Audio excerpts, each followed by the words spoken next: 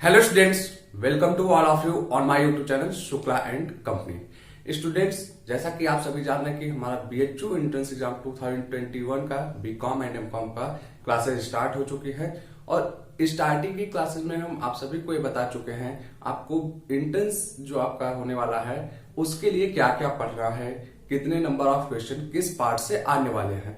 अब उसकी आगे की क्लास हम स्टार्ट करें, मीन्स एक एक सब्जेक्ट वाइज स्टार्ट करें, उससे पहले आप सभी का कह सकते हैं कि एक जो डाउट्स है उसको हमें क्लियर करना है। एक बीएचयू के बारे में परसेप्शन बना दिया गया है कि अगर आप बीएचयू एंट्रेंस देने जा रहे हैं तो लास्ट 5 ईयर के पेपर सॉल्व कर लीजिए बीएचयू एंट्रेंस का, प्लस आप कुछ गाइड वगैरह लेके पढ़ लीजिए और उसी के बेस पे क्या होगा कि आपका एंट्रेंस एग्जाम क्लियर हो जाएगा। लेकिन आज उसी चीज को हम आपको दिखाने वाले हैं। जो लोग ऐसे परसेप्शन बनाते हैं वो कितना गलत काम करते हैं, मीन्स आप कहीं ना कहीं आप अपने आप को अंधेरे में रखते हैं। ये माना जाता है कि बीएचयू का 5 ईयर का पेपर आप सॉल्व कर लीजिए, वो काफी हेल्पफुल रहता है। लेकिन अगर आप उसी को ये मान लीजिए कि पास्ट 5 ईयर के पेपर और गाइड को सॉल्व करके आप एंट्रेंस एग्जाम क्वालिफाई कर सकते हैं, कभी नहीं हो पाएगा। और यही वजह है कि हम कहते हैं कि बीएचयू एंट्रेंस एग्जाम के लिए देश के कोने कोने से बच्चे फॉर्म भरते हैं, मीन्स अलग अलग स्टेट्स के बच्चे फॉर्म भरते हैं। लेकिन जब आप डीप में जाकर देखेंगे, कभी बीएचयू आप जाएंगे, जब आपका एडमिशन होगा देखेंगे कि मैक्सिमम बच्चे जो होते हैं यूपी के होते हैं या बनारस के आसपास के जिलों के होते हैं। बाकी बच्चे आ ही नहीं पाते हैं। सबसे बड़ी प्रॉब्लम उनके साथ यही होती है क्योंकि उनको यही नहीं पता होता है बीएचयू की तैयारी कैसे करनी है। ठीक, वो पास्ट 5 ईयर के पेपर के बेस्ट पे रहते हैं और बहुत से लोग यही सजेस्ट करते हैं। लेकिन मैं आज आपको दिखाने जा रहा हूं पास्ट 5 ईयर के पेपर आपके लिए ज्यादा बेनिफिशियल नहीं होते हैं। मोस्ट इंपॉर्टेंट चीज जो होने वाली है आपके लिए कि आपका कॉन्सेप्ट क्लियरिटी। अगर आप अपने सब्जेक्ट पे पकड़ मजबूत बनाए हुए हैं तो क्वेश्चन कहीं से भी आ जाए, दुनिया की किसी भी किताब से आए, आप बहुत ही आसानी के साथ कर सकते हैं। लेकिन आप ये सोचिए कुछ मल्टीपल चॉइस के क्वेश्चंस करके आप बीएचयू को क्रैक कर लीजिए तो ये कभी नहीं हो पाएगा। ये जान लीजिए कि आप अपने पैर पे स्वयं कुल्हाड़ी मार रहे हैं। और आज बीएचयू की बात नहीं करेंगे, ऑल ओवर इंडिया में कोई भी एग्जाम अगर आप देने जा रहे हैं, आप केवल ये सोचिए पास्ट ईयर के पेपर को सॉल्व करके आप कोई भी कंपटीशन क्रैक कर सकते हैं, तो ये कभी नहीं हो पाएगा। कभी भी किसी भी कंपटीशन की आप तैयारी करते हैं, पास्ट ईयर के पेपर जो होते हैं केवल वो आपको एक पैटर्न दिखाते हैं, इस तरीके के क्वेश्चंस आते हैं। लेकिन अब वो क्वेश्चंस कैसे आएंगे, क्या होंगे, उसके लिए आपका कॉन्सेप्ट क्लियरिटी होना चाहिए। क्योंकि आज मॉडर्न टाइम है, आप भी जान रहे हैं, जो भी पेपर सेटर है वो एक चीज समझ चुका है कि बच्चे टैलेंटेड हैं, तो उसी के अकॉर्डिंग क्वेश्चन फ्रेम किया जाता है। मीन्स अब रिपीटेड नेचर के क्वेश्चन बहुत कम आते हैं। क्वेश्चन का पैटर्न सेम रहेगा लेकिन कॉन्सेप्ट जो रहता है वो चेंज हो चुका होता है। तो इसलिए आप लोग इन चीजों पे नहीं जाइएगा। मीन्स हम आप सभी को ये कहना चाहेंगे कि आप मल्टीपल चॉइस क्वेश्चन 1000 ही कीजिए लेकिन कॉन्सेप्ट क्लियरिटी पे ज्यादा फोकस कीजिए। लेकिन जस्ट अपोजिट कोई स्टूडेंट ऐसा है जो मल्टीपल चॉइस का क्वेश्चन 10,000 कर चुका है लेकिन कॉन्सेप्ट उसका क्लियर नहीं है, तो वो याद रखिएगा एग्जामिनेशन हॉल में फेल हो जाएगा, वो वहां पे क्वेश्चन को सॉल्व नहीं कर पाएगा। आइए आपको हम कुछ क्वेश्चंस को लेकर दिखाते हैं कि अकॉर्डिंग द सिनेरियो उसका ऑप्शंस कैसे चेंज हो जाता है। मींस सिचुएशन के अकॉर्डिंग आपके क्वेश्चंस सेम रहेंगे बट ऑप्शन चेंज हो जाते हैं। तो इसलिए कभी भी आप लोग ऑब्जेक्टिव टाइप क्वेश्चन पे क्या कीजिएगा कि मत फोकस होइएगा कि मीन्स केवल क्वेश्चन हम सॉल्व करने के पीछे भागे, ऐसा नहीं करना आप सभी को। ओके, तो देखते हैं। सबसे पहले एक क्वेश्चन हम लेते हैं और बहुत ही आसान क्वेश्चन हम लेते हैं। आप लोगों को भी पता होगा, अकाउंट का ही क्वेश्चन लेते हैं। क्वेश्चन क्या है आपका, ये समझिएगा। कैपिटल अकाउंट इज, ठीक, कैपिटल अकाउंट क्या है। अब यहां से देखिएगा ऑप्शन हम रखते हैं आपके पास। पहला personal account, B real account, C nominal account, D आपका ऑल ऑफ द एबव। ठीक, अब यहां पे आप देखिए कि आपको पता भी होगा कैपिटल अकाउंट मीन्स पूंजीगत खाता क्या है, कि पर्सनल अकाउंट है मीन्स आपका व्यक्तिगत खाता है, रियल अकाउंट वास्तविक, नॉमिनल अकाउंट मीन्स नामक या उपर्युक्त सभी। तो आप सभी जानोगे जो कैपिटल अकाउंट है एक पर्सनल अकाउंट है। तो चलिए ये यहाँ पे आपका ऑप्शन नंबर ए सही हुआ। अब हम ऑप्शंस को थोड़ा सा चेंज करते हैं। देखिएगा कि अब ऑप्शन में हम क्या लाते हैं। क्या पहला ऑप्शन वही हम रखते हैं, ठीक है। Capital account is personal account, फिर आगे हम ले चलते हैं लाइबिलिटी, फिर अगला ऑप्शन हम बनाते हैं both A and B, next option बनाते हैं नन ऑफ द एबव। अब आप ये ध्यान दीजिए capital account is personal account, ठीक है, लेकिन आप थोड़ा सा और डीप में जाएंगे जब फाइनल अकाउंट आप प्रिपेयर करते हैं, बैलेंस शीट बनाते हैं, प्रॉफिट एंड ट्रेडिंग लॉ बनाते हैं, तो वहां पे क्या होता है आपका कैपिटल कहां पे शो किया जाता है, बैलेंस शीट के लायबिलिटी साइड में। कहने का मतलब क्वेश्चन मेरा यही रहा, ऑप्शन देखिए चेंज करते ही इसका अब जो ऑप्शन है वो भी चेंज हो गया। तो यहां पे ऑप्शन जो है ए भी सही है, बी भी सही है, तो लीजिए आपका ऑप्शन नंबर सी करेक्ट हो गया यहाँ पे।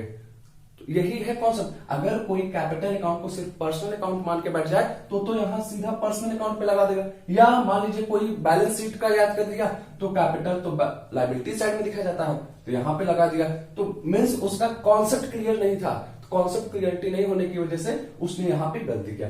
अब इसके और डेप्थ में हम चलते हैं। अब देखिएगा ऑप्शन कैसे चेंज करते हैं। Capital account is personal account, liability non current liabilities, ठीक, नॉन करेंट लायबिलिटीज। फिर आपका ऑप्शन रखते हैं हम ऑल ऑफ द अबव। अब देखिए क्या हुआ, कैपिटल अकाउंट जो है आपका चलिए पर्सनल अकाउंट हो गया, ठीक है, लायबिलिटीज भी हो गया, ठीक है। अब लायबिलिटीज साइड में आपको पता होगा दो हेड्स होते हैं, एक करेंट लायबिलिटीज होता है, एक नॉन करेंट। करेंट लायबिलिटीज वो होती है जो विद इन 1 ईयर आपकी पे कर दी जाएंगी, लेकिन नॉन करेंट लायबिलिटीज क्या होती हैं जो 1 ईयर के बीच में पे नहीं हो पाएंगी, मीन्स मोर देन 1 ईयर उनको लगेगा पे करने में। तो आपका कैपिटल भी जो है नॉन करेंट लायबिलिटीज है, मीन्स दीर्घकालीन दायित्व है आपका ये। तो अब इसके अकॉर्डिंग अगर आप ऑप्शन को देखेंगे तो यहाँ पे आपका ऑप्शन नंबर 4 सही हो रहा है, ऑल ऑफ द अबव। तो आप देखते जाइए क्वेश्चन हमने यहाँ पे कुछ भी चेंज नहीं किया, बस सिर्फ और सिर्फ ऑप्शन के साथ हम क्या कर रहे हैं, छेड़छाड़ कर रहे हैं, ऑप्शंस को अप्स एंड डाउन कर रहे हैं। आपके क्या हो रहा है कि आंसर चेंज हो जा रहे हैं, ठीक। और डिटेल में चलते हैं, देखिएगा capital account is personal account, current liability, फिर देखिएगा नॉन करेंट एसेट्स, फिर नेक्स्ट ऑप्शन ओनली ए। अब यहां देखिए फिर से हमने ऑप्शन चेंज किया कि capital account is personal account, current liabilities, non current assets. अब देखिए बहुत से लोग रहेंगे नॉन करेंट पढ़ते ही इसको समझ लेंगे ये तो लायबिलिटीज है, लेकिन ध्यान से देखिएगा नॉन करेंट एसेट्स है। फिर आगे आपको दिया है नेक्स्ट ऑप्शन ओनली ए, मींस सिर्फ और सिर्फ ए सही है। तो यहां पे भी ध्यान दीजिएगा जो ऑप्शन आपका सही होगा ऑप्शन नंबर डी सही होगा। तो मींस सिर्फ और सिर्फ यहां पे जो सही है ए भी सही है, लेकिन यहां पे और इस पे जोर दे दिया गया सिर्फ ए सही है, मींस बी और सी गलत है। तो ऑप्शन नंबर डी आपका करेक्ट होगा यहाँ पे। तो आई होप आप लोग अब समझ जाएंगे कि जो कॉन्सेप्ट क्लियरिटी की मैं बात करता हूं वो क्या है। अब आगे और एक क्वेश्चन आपको लेके दिखाते हैं। अब देखिए एक क्वेश्चन एक ही था कैपिटल अकाउंट, लेकिन इससे रिलेटेड हम कर सकते हैं 5-6 क्वेश्चन बना दिए सेम इसी पैटर्न पे। आप देखिएगा आउटस्टैंडिंग सैलरी इज, ठीक। अब चलिए देखते हैं रियल अकाउंट, फिर personal account, nominal account and all of the above. Outstanding salary अब यहाँ पे देखिए अदर जो आपके सैलरी है वो क्या होता है, रियल अकाउंट है, पर्सनल अकाउंट है, नॉमिनल अकाउंट या all of the above. Salary आपकी नॉमिनल अकाउंट है, लेकिन आउटस्टैंडिंग सैलरी आप ध्यान दीजिएगा ये आपका पर्सनल अकाउंट है। तो ऑप्शन नंबर बी यहां पे जो होगा वो करेक्ट होगा। ठीक, अब इसी क्वेश्चन को और हम डीप में चलते हैं, ऑप्शन चेंज करते हैं। देखिएगा, outstanding salary is real account, personal account, फिर हम करते हैं रिप्रेजेंटेटिव पर्सनल अकाउंट, फिर नेक्स्ट ऑप्शन लिखते हैं बोथ बी एंड सी। अब आप देखिएगा आउटस्टैंडिंग सैलरी जो होता है वो पर्सनल अकाउंट होता है। पर्सनल में भी आपको पता होना चाहिए कि 3 टाइप्स के होते हैं, नेचुरल पर्सनल अकाउंट, फिर आपका artificial personal account and representative personal account. तो जो आउटस्टैंडिंग सैलरी है आपकी ये रिप्रेजेंटेटिव पर्सनल अकाउंट है। ये टाइप्स ऑफ अकाउंट वगैरह के बारे में हम आएंगे आने वाली क्लासेस में आपको डिस्कस करेंगे, लेकिन एक क्वेश्चन हम आपको यहां पे दे देते हैं, अकाउंट कितने टाइप्स के होते हैं अकॉर्डिंग टू द अकाउंटिंग, आप कमेंट में करके बताएंगे। अब यहां पे हम चलते हैं, outstanding salaries real account, personal account, representative personal account and both B and C. तो आप ध्यान दीजिएगा यहां पे अब जो ऑप्शन सही होगा वो ए ऑप्शन सही होने वाला है। मींस पर्सनल अकाउंट भी है, रिप्रेजेंटेटिव पर्सनल अकाउंट भी है, तो मींस ऑप्शन नंबर डी आपका सही हो गया। देखिए क्वेश्चन सेम ही है, फिर और आगे अब चलते हैं हम। अब ऑप्शन फिर से चेंज करते हैं। यहां पे ध्यान दीजिएगा, outstanding salary is liabilities personal account, representative personal account, option change all of the above. All of the above करते हुए अब आपको ये भी पता होगा आउटस्टैंडिंग सैलरी जो होती है वो आपकी लायबिलिटी साइड में दिखाई जाती है बैलेंस शीट पे, तो ए भी सही हो गया। फिर आपका पर्सनल अकाउंट भी सही है एंड आपका all of the above means C भी सही है। तो जो यहां पे अब सही होगा ऑप्शन डी सही होगा, ऑल ऑफ द एबव। अब और डेप्थ में चलते हैं, देखिएगा फिर से केवल ऑप्शन चेंज करते जा रहे हैं, कैसे आपके देखिए आंसर चेंज होते हैं। आउटस्टैंडिंग सैलरी इज लायबिलिटीज, फिर देखिएगा current liabilities, representative personal account and all of the above. तो अगेन आपका ऑप्शन नंबर डी सही होगा।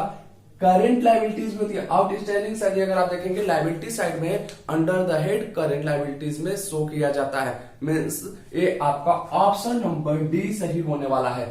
तो अब आप सभी ये चीजों को देख सकते हैं कि अगर आपका कॉन्सेप्ट क्लियर है तो आप अकॉर्डिंग टू द सिचुएशन अपने आंसर को जो आपका ऑप्शंस है वो चेंज हो जाएगा और उसको पहचान जाएगा। लेकिन हम कहें कि कोई ऐसा स्टूडेंट है जो सिर्फ कुछ ऑब्जेक्टिव टाइप के क्वेश्चंस को सॉल्व कर लिया, अब हो सकता है कि आप ऑब्जेक्टिव टाइप जो क्वेश्चन सॉल्व कर रहे थे एक क्वेश्चन आपको मिल गया, लेकिन इसके पहले जितने आपको क्वेश्चन अभी हमने दिखाया उस तरीके के क्वेश्चन को आप नहीं समझ पाए थे, तो आप तो यही चीज रट के बैठ गए। आउटस्टैंडिंग सैलरी लायबिलिटीज होता है, current liabilities representative personal account होता है, इसको आप कर लेंगे। लेकिन जैसे ही ऑप्शन चेंज किए गए तो आप वहीं पे कंफ्यूज हो जाएंगे। और ऐसे ही बच्चे एग्जामिनेशन हॉल में जब क्वेश्चन चेंज हुआ अपने पेन को स्टॉप कर देते हैं, तब उनकी थिंकिंग प्रोसेस स्टार्ट होती है, वो तो समझ ही नहीं पाते, वो कहते हैं अरे हमने तो पढ़ा कुछ और था, आउटस्टैंडिंग सैलरी कुछ और होता है, यहाँ पे कुछ और आ गया। तो इसलिए आप ऑब्जेक्टिव टाइप के क्वेश्चन के पीछे कभी नहीं भागिएगा। आपको अगर कुछ भी करना है, जो कॉन्सेप्ट्स हैं उन कॉन्सेप्ट को समझने की कोशिश की। और एक चीज आपको यहां फिर से मैं क्लियर करना चाहूंगा कि बीएचयू एंट्रेंस एग्जाम में अकाउंट से रिलेटेड आपका न्यूमेरिकल पोर्शन जो है न के बराबर आता है, मीन समझा कि एकदम से नहीं आता है। जो यहां पे आपसे पूछा जाएगा थ्योरी पूछा जाएगा। और BHU BCom and MCom entrance के दोनों बच्चे ध्यान देंगे कि आप लोगों ने स्टार्टिंग में देख लिया कि जब हम आपको सिलेबस बताएं तो अकाउंट्स का कितना ज्यादा इंपॉर्टेंस है। बीकॉम लेवल पे भी 30 क्वेश्चन अकाउंट से आ रहे हैं, एमकॉम लेवल पे 30 क्वेश्चन आपके अकाउंट से आ रहे हैं। तो आप अकाउंट के इंपॉर्टेंस को समझिएगा कि कितना ज्यादा आपके लिए अकाउंट से इंपॉर्टेंस है। और अगर यहाँ पे आप न्यूमेरिकल बेस्ड होके जाएंगे तो आप क्वेश्चंस नहीं कर पाएंगे।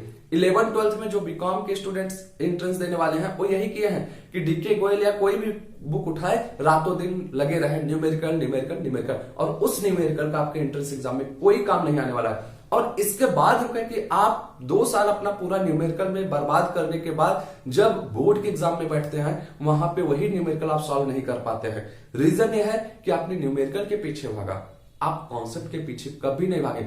वो न्यूमेरिकल कैसे लगता है या वो न्यूमेरिकल कैसे बनता है, अगर इस चीज को आप सीख लिए होते तो ऑल ओवर इंडिया में कभी भी जीवन में आपको कभी भी कोई भी न्यूमेरिकल मिल जाए आप बड़ी ही आसानी के साथ कर सकते हैं। लेकिन आपने केवल न्यूमेरिकल सॉल्व किया, न्यूमेरिकल के कॉन्सेप्ट को नहीं समझा।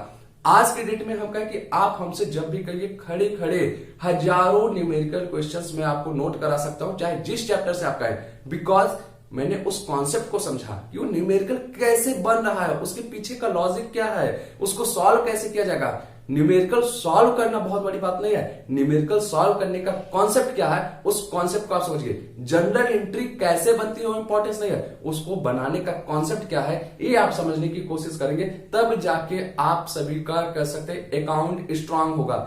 आज के डेट में हमारे पास बहुत से बच्चे आते हैं जो बीएचयू बीकॉम या एमकॉम की तैयारी करते हैं, इवन तो हम एमकॉम लेवल पे बोल रहे हैं, जो बीएचयू एमकॉम की तैयारी करते हैं उनको भी मैं कई बार एकदम बेसिक जनरल एंट्री दे देता हूं, वो फंस जाते हैं। रीजन कि वो कहते हैं सर ये तो पता ही नहीं, ये जनरल एंट्री मैंने पढ़ा नहीं।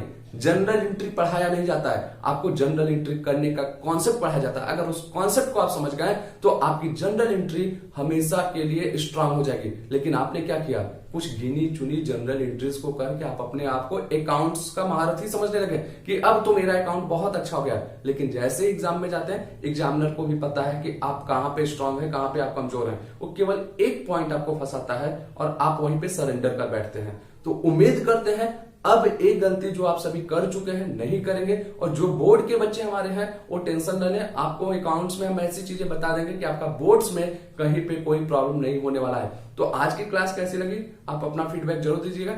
नेक्स्ट क्लास में हम मिलेंगे और नई चीजों के साथ आगे बढ़ेंगे, तब तक के लिए गुड लक, थैंक यू।